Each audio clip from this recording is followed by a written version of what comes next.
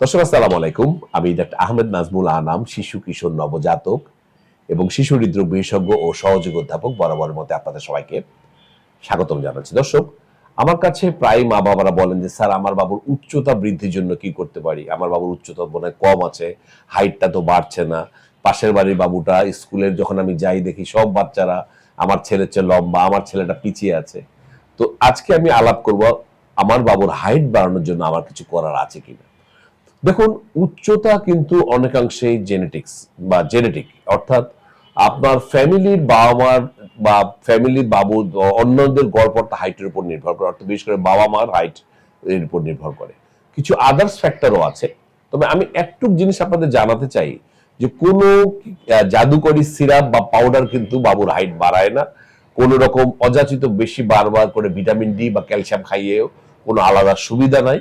এবং বাবুকে অনেকে যেটা বলেন স্যার ঝুলিয়ে রাখলে কোনো সুবিধা আছে কিনা, ঝুলিয়ে রাখার ভিতরে কোনো সুবিধা নাই। তাহলে সেটা একটি ব্যাপার যে আপনাদের বাবুর এই ব্যাপারগুলো আপনাকে খেয়াল করতে হবে যে এই তিনটা জিনিস। তবে হ্যাঁ, আমরা বলবো যেটা আমি বলেছি যে গ্রোথ বাড়ানোর জন্য মূলত জেনেটিক একটি ব্যাপার। 60 থেকে 70 ভাগ কারণই হচ্ছে বাবা মার হাইটের সাথে এটা সম্পর্ক রয়েছে। মা বাবা কতটুকু লম্বা। 2 নম্বর, খাদ্যাভ্যাস, অবশ্যই সঠিক খাদ্যাভ্যাস, যেটা আমি আজকে আপনাদের হাইলাইট করব। 3 নম্বর, ঘুম। আমি প্রায় দেখেছি যে ঘুমটা বাবুদের কম হয়, ঘুম কিন্তু এটা বিরাট ফ্যাক্টর, আমি আলোচনা করব। 4 নম্বর, শারীরিক যে এক্সারসাইজ, অনেক বাচ্চা এক্সারসাইজ করে না, সেই এক্সারসাইজ একটা বিরাট ইম্পর্টেন্ট ফ্যাক্টর বাবুর গ্রোথের জন্য। দুটি হরমোন, থাইরয়েড হরমোন এবং গ্রোথ হরমোন, এই হরমোন দুটিও বাবুর উচ্চতা বৃদ্ধির সাথে সরাসরি সক্রিয়। এবং দীর্ঘমেয়াদী কোনো অসুখ, অর্থাৎ পেটের কোনো হজমের সমস্যা আছে দীর্ঘমেয়াদী, লিভারে কোনো সমস্যা আছে, কিডনির কোনো সমস্যা আছে, এগুলো হলে কিন্তু বাবুর হাইটের উপর ব্যাপকভাবে একটা প্রভাব ফেলতে পারে, হাইট কমে যেতে পারে। এখন আমরা যদি খাবারের ব্যাপারে আসি, যেমন মা বাবার হাইটের উপরে তো আমার কিছু বলার নাই, সেটি তো ফ্যামিলির ব্যাপার। কিন্তু যেটা আমরা মডিফিকেশন করতে পারি উচ্চতা বৃদ্ধির জন্য গুরুত্বপূর্ণ কিছু পুষ্টি উপাদান সম্বন্ধে আমি বলতে চাই। তার মধ্যে প্রথম হচ্ছে প্রোটিন। আপনারা জানেন যে প্রোটিন জাতীয় খাবার আমাদের শরীরে ইনসুলিন লাইক গ্রোথ ফ্যাক্টর বা IGF-1 তৈরি করতে সাহায্য করে। অর্থাৎ এই IGF-1ই কিন্তু গ্রোথ হরমোনের প্রিকারসর বলুন বা গ্রোথ হরমোনটাকে তৈরি করতে সাহায্য করে। এবং এই গ্রোথ হরমোনই কিন্তু আমাদের লম্বা হতে সাহায্য করে।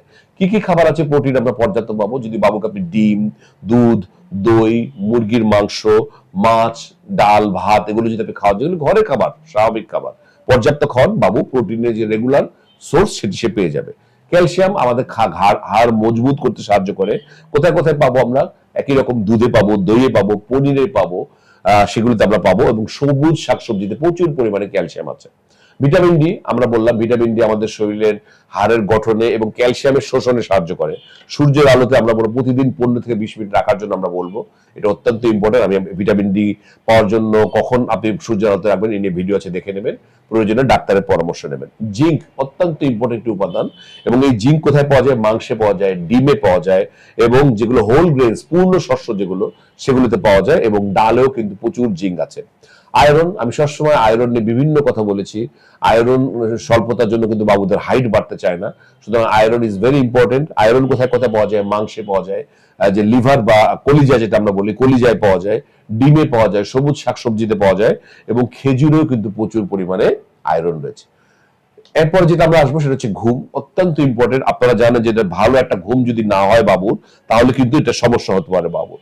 তাহলে বাবুর গ্রোথ হরমোন কিন্তু আপনারা জানেন যে বাবুর হরমোন তৈরি হয় গ্রোথ হরমোন ঘুমের সময়। তাহলে 6 থেকে 12 বছরে একটা বাবুর 8 থেকে 12 ঘন্টা ঘুমের প্রয়োজন রয়েছে। এবং যত যত বড় হবে, বড় থেকে বড় বাচ্চারা মিনিমাম 8 থেকে 10 ঘন্টা ঘুমের প্রয়োজন রয়েছে। এবং গভীর ঘুমেই কিন্তু গ্রোথ হরমোন তৈরি হয়। আমি বলি রাত 12টা থেকে রাত 2টোর ভিতরে কিন্তু গ্রোথ হরমোন তৈরি হয়। যেই বাবুটা ঘুমায় রাত 2টোর পরে, তার তো গ্রোথ হরমোন তাহলে তৈরি হবে না, লম্বা হওয়ার পর কিন্তু ব্যাপক রকম প্রভাব ফেলবে।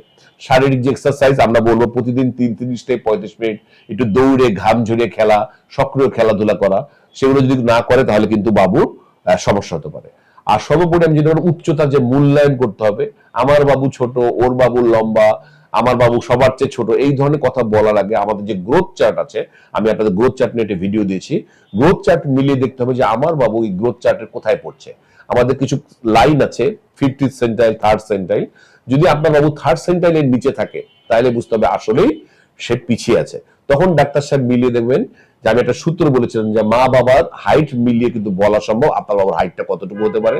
তাহলে ডাক্তার সাহেব যদি মনে করেন এটা ফ্যামিলিয়াল, যে মা বাবার হাইটের দিকে গেছে তাহলে তো নর্মাল। আর যদি ট্রু শর্ট বলে আমরা একটা ব্যাপার আছে যে আসলেই শর্ট হয়ে গেছে, তাহলে ডাক্তার সাহেবই বলে দেবেন আপনার শর্ট আছে, তাহলে এই সমস্ত পরীক্ষাগুলো করতে হবে। তার মধ্যে আমি যেটা বলেছি থাইরয়েড হরমোন এবং গ্রোথ হরমোন অত্যন্ত ইম্পর্টেন্ট, সেগুলো ডাক্তার সাহেব চেক করে দেখবেন। তো দর্শক, আমি বলবো যদি আপনার উচ্চতা পিছিয়ে থাকে এবং আমি যেটা বললাম যে গ্রোথ চার্ট মূল্যায়ন করবেন এবং অবশ্যই ডাক্তারের সাথে যোগাযোগ করবেন। অযাচিতভাবে নিজে কোনো ভিটামিন ডি বা ক্যালসিয়াম সাপ্লিমেন্ট খেয়ে কিন্তু কোনো সুবিধা হবে না। আপনাদের যদি কোনো প্রশ্ন থাকে করতে পারেন। সর্বোপরি আমি লাস্টে যেটি মনে করে চাই যে আমরা কিন্তু গ্রোথ হরমোনের জন্য, গ্রোথ বাড়ানোর জন্য গ্রোথ হরমোন ইনজেকশন আমরা দেই। সাধারণত আমরা বলি 9 বছরের ভিতরে এই হরমোন ইনজেকশনটা দিয়ে দেওয়া ভালো যদি কারো সে পিছিয়ে থাকে। তো এই ব্যাপারে যদি আপনাদের কোনো সমস্যা থাকে, কারো গ্রোথ নিয়ে সমস্যা থাকে, আপনারা আমার সাথে যোগাযোগ করতে পারেন গ্রোথ হরমোন ইনজেকশন দেওয়ার ব্যাপারে। আজ এই পর্যন্তই। পরবর্তী নতুন কোনো টপিক নিয়ে আবারও হাজির হবো। সেই পর্যন্ত বরাবরের মতোই আল্লাহ হাফেজ।